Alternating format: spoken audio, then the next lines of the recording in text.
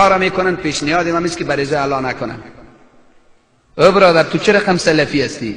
سلف در صدرش صحابه هست نیست؟ بگوینی کدام صحابه است که در بحث‌های اختلافیه که دیگر کافر و بیدین و توهین گفته باشه؟ جناب ابن مسعود ابو داود حدیث است، او برادر سلفی از خدا بترس. جناب ابو داود حدیث میاره ابن مسعود رضی الله عنه در عرفات و مینا به حاجی 2 رکعت نماز فتوا میته، عثمان رضی الله عنه 4 رکعت. امیالی که مذاهب اختلاف شد، یکی 2 یکی 4 بخونه، اردوش سلفی میشه نمیشه؟ بگو اردوش سلفی میشه نمیشه؟ یکیش به رقم ابن مسعود میشه، دیگهش به رقم کی میشه؟ عثمان رضی الله عنه. ولی زمانی که ابن مسعود پشت عثمان نماز میخونه 4 میخونه، باز پرسانش میکنن تو خود 2 میگفتی 4 خواندی. گفت الخلاف شر، روایت ابو داود است. گفت خلاف شر است، من اگذیر استم 4 بخونم. او برادر سلفی تو دروغ میگی، سلفی نیستی. اگه تو سلفی باشی ابن مسعود باری باش، نکو ملت تبا در بدر نکنه. یک رفع یدین ببینین، آمین بالجر، رفع یدین، پای دور گرفتن نزدیک گرفتن از فرایض نماز نیست، از واجبات نماز نیست، از سنن مؤکده هم نیست. بعد از این 3 دیگه چیزی مشکل آفرین داریم؟ خلاص شد دیگه. مشکل ما با کسی است که نماز یاد نداره، مشکل ما با کسی است که نماز نمیخونه، مشکل ما با کسی است که میخونه عقیده شرکی است، مشکل ما با کسی است که خشوع نداره. به اونم مردم ما در نماز بریم. اما کسی که نماز خونده، ما براتون اعلان میکنم ولی به دلیل که بر نرفیدین، به نامین بالجر، به دست در سینه نگرفتن، کسی جهنم نمیره که دیگه گناه نکنه، دیگه گناه نکنه. از برای خدا چرا تو میکنی؟ پیامبر نازنین اگر تو پایبند نظامش است، قرآن با چند قرائت خونده. عمر فاروق یک نفر میخواست که گردن تو کنه بزنه که قرآن غلط خونده، پیش پیامبر آورد که بخونید اردویتان. گفت از اردویت هم صحیح است. تو آیا امو سند در کجایت میبری که تو اهل سنت و الجماعت هم هستی؟ پس از این خاطر این مشکلات است، خیلی مشکلات کلان است. این دوستا میگن که در خب پایایت دور دور بگی، در فاصله میانی پای.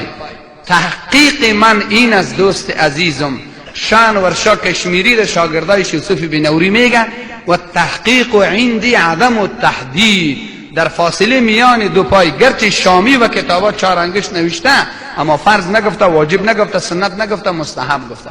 قانونی مستحب مسکری ثواب داره، نکرد هیچ گناه نداره. خلاص گرد دیگه، سر چی جنجال است.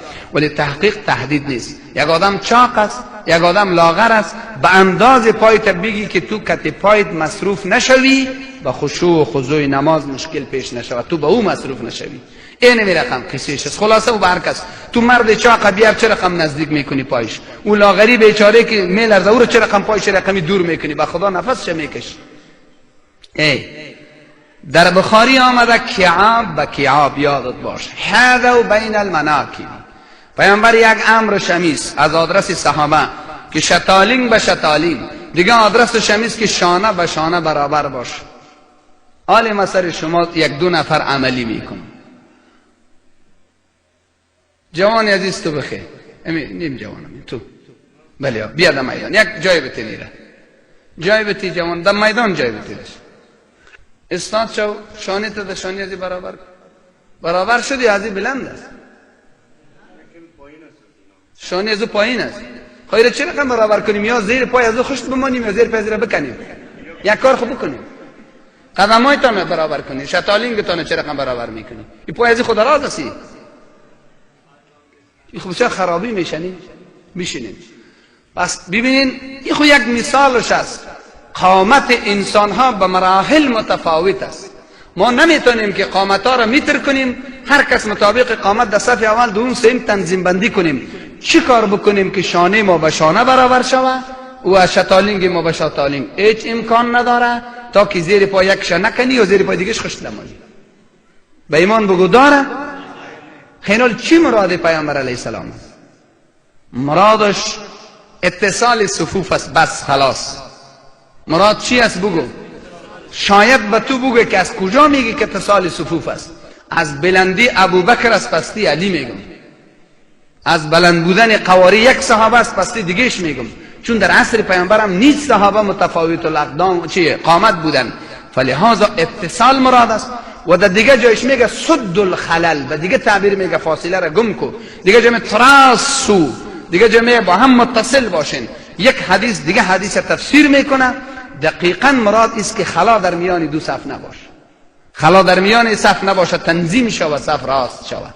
یک طرف راستیش مراد است، یک طرف عدم خلا. دو تا مراد است. یکی راست شو سب در حد امکان و یکی هم که خلا نباشه. این تو خون نمیشه که شانه آدمی پس تا دیگه بلند کنیم، زیر پایش خشت بمانیم یا زیر پای زور در زمین. یک مسجد رفتیم یک جای چقر است، یک جای بلند. چرا این آدمی دراز ایستاد میشه، آدمی رقمی میشه، یه خم امکان نداره. خب برداشتی توست دیگه.